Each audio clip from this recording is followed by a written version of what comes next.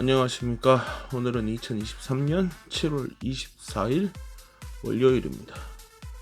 2023년 시작한 지 엊그제 같은데 벌써 반년도 넘었고 7월이 되어서 그 7월도 이제 마지막 주가 되었습니다.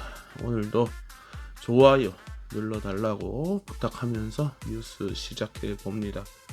다니엘 앤드류스가 현재 직면하고 있는 임대주택 대란에 대한 입장을 약간 변경하였습니다. 여지껏 녹색당이 주장하던 2년 동안 주택 임대료 동결하고 이후에 임대료 인상률을 2%로 제한하고 에어비앤비 같은 단기 숙소에 대해서 특별세 걷는 방안을 그냥 알고는 있다, 생각 한번 해보든가 하는 정도 입장에서 어제 기자들과 인터뷰에서는 입장을 좀 더 바꿔서 빅토리아 주정부는 대란 해결을 위해서 임대인이 보통 그 12개월에 한 번 인상하는 주택 임대료를 2년에 한 번 인상할 수 있도록 제한하고, 또 에어비앤비 같은 단기 숙소에 대해서는 새로운 세금을 도입한다든가 하는 그런 규정을 한번 생각해 볼 수 있다고 응답을 하였습니다. 미봉책이라고 또 옆에서 비판을 할 수 있으니까 나름 근본적인 문제 해결을 위해서는 외곽 지역에 대한 주택 공급을 더 늘릴 수 있도록 개발 규정에 대해 손을 볼 수도 있음을 시사하는 발언도 하였습니다. 그러니까 뭘 정확하게 하겠다 이런 말을 한 거는 아니고, 무엇이 되었건 논의는 해볼 수 있다 정도 입장 변화입니다. 한 번 더 들어가 보면 현재 멜번 전체 지역에 있는 가구 수가 210만 가구 정도 되는데, 주정부 계획은 2050년도까지 100만 가구를 더 공급하겠다 이런 계획이 있습니다. 어제 다니엘이 얘기한 거로는 도심 지역에 더 많은 주택을 공급하는 것보다는 외곽 지역에 더 많은 주택을 공급하는 것이 우선이다 이런 응답을 했었습니다.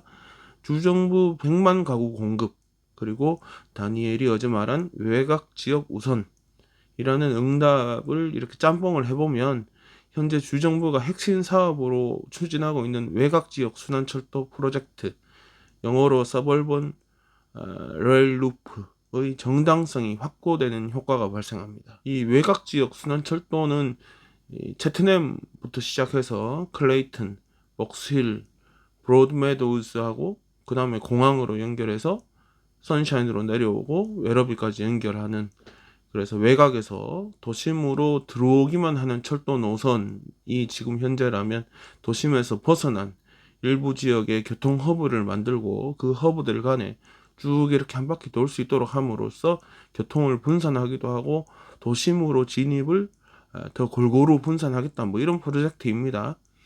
시내와 가까운 카운슬들 입장에서는 인구 밀도를 더 끌어올려서 지들 세금 수입을 더 올리겠다 이런 움직임이 있긴 한데, 주정부 입장은 외곽 지역에 더 살기 좋은 환경 제공하고 도심으로의 이동을 더 용이하게 하겠다 이런 입장인 겁니다.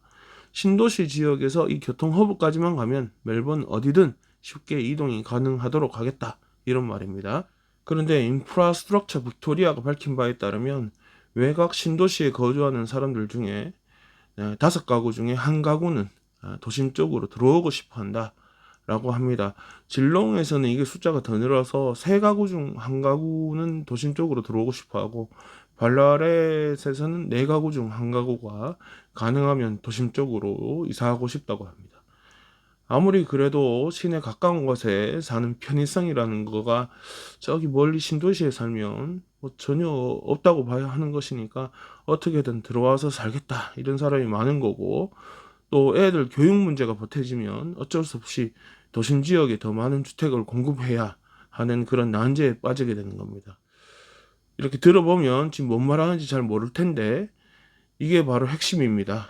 핵심은 주택 임대 대란에 대한 어떤 대책이 있다 이런 말이 아니고, 자기들 그냥 하는 사업이 정당하다 이 말을 하고 싶은 거고, 또 하나 의도는 영진방 게임 취소하면서 지금 여론이 엄청 싸늘해졌고 비판 일색인데, 그런 시선을 딴 데 어떻게든 돌려놔야 하니까 그냥 다른 관심이 좀 많은 이슈를 그냥 막 던지는 거다 이렇게 보면 됩니다. 호주 주택 연구소 이렇게 해석을 해야 됩니까? Australian Housing and Urban Research Institute. 아이고 길다. 하여튼 이 주택연구소가 최근 발표한 자료에 따르면 자가주택 구입이 가능한 연령이 더 어려지고 있고 나이가 들어갈수록 주택 구입 자체가 점차 불가능해지고 있다. 그러니까 젊을 때 집을 안 사면 나중에 집 사는 게 엄청 어렵고 그 젊을 때라는 말도 점점 더 어려지고 있다라는 말입니다. 그래프에서 볼 수 있듯이 1950년대 출생자가 30살이었던 당시에 그 자가주택자 비율이 65%였던 데 반해서, 그러니까 절반을 훌쩍 넘었던 데 반해서 1980년대 출생자가 30살이었던 당시에는 45%가 자가주택자다. 절반도 자가주택이 아니다. 뭐 대출이 있거나 없거나 간에 자가주택자가 아니다. 예전하고 다르게 대학교, 대학원 뭐 이런 거 하면서 교육 과정이 더 길어지고 있고 또 혼인하는 연령도 훨씬 더 늦춰졌으니까 주택 구입 시기도 당연히 더 늦춰진 면이 있다. 뭐 이런 해석도 가능하긴 한데 현재 부동산 시장을 갖다 대보면 30대에 주택을 구입하지 않으면 평생 동안 주택을 구입하지 못할 가능성이 훨씬 더 늘어난다. 이렇게도 해석이 충분히 가능합니다. 구체적 숫자를 예시로 들기로 하였는데 부동산 가격이 평균 10만 불 올라가면 주택 구매 가능한 사람 숫자가 3% 정도가 떨어진다고 합니다. 그러니까 상대적으로 모아놓은 돈이 적고 대출을 받아도 한도가 일반적으로 더 낮은 젊은 층이 시장에 진입하는 것은 훨씬 더 어려워진다. 이런 해석이 가능한 겁니다. 1950년대 출생자가 30살이 되던 시점에 평균 집값이 20만 불 정도로 해가지고 그때 당시 평균 소득의 서너 배 정도면 되었는데 1980년대 출생자가 30살이 되는 시점에서는 집값이 평균 소득의 7, 8배가 넘어가면서 구매가 점차 불가능해지고 있다. 이런 점도 지적되었습니다. 예전에는 또 구매를 하면 도심에서 좀 떨어졌다고 하여도 그나마 대지가 넓은 그런 주택을 구입할 수 있었지만 지금은 그때보다 훨씬 더 멀어졌다고 해도 대지가 큰 넓은 주택은 아예 꿈도 못 꾸는 것이 현실입니다.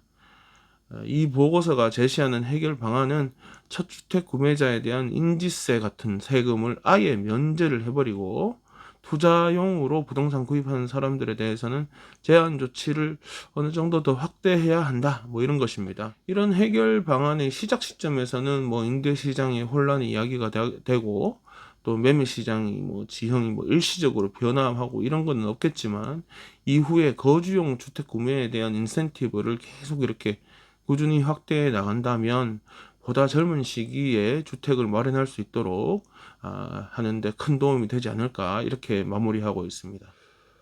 거기다가 나이 들어서 들어온 이민 온 저 같은 이민자들 아예 주택 구매 기회 자체가 뭐 거의 없다 뭐 이게 현실인데 생각 같아서는 뭐 영주권이나 시민권 같은 거 취득하고 또 일정 기간 안에 주택을 구매하게 된다면 뭔가 큰 인센티브를 좀 주면 좋겠습니다.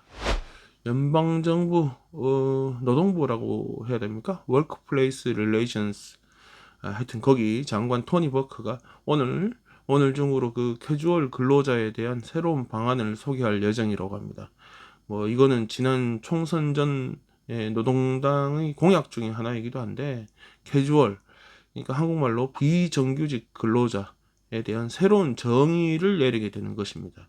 고용주 입장에서 근무는 정규직하고 똑같이 시키면서 각종 수당이나 혜택은 주지 않는 이런 경우가 많을 텐데 이를 막겠다 뭐 이런 의도입니다.